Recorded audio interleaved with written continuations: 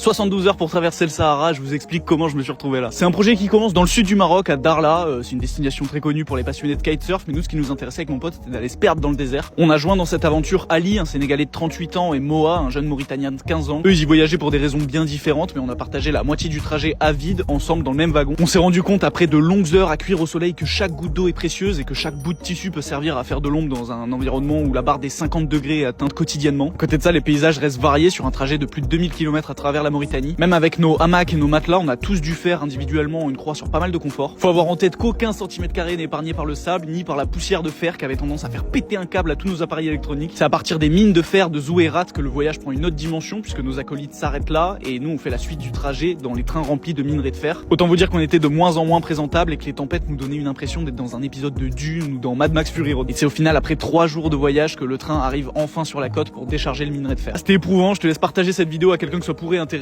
et surtout abonne-toi pour pas manquer les prochaines vidéos.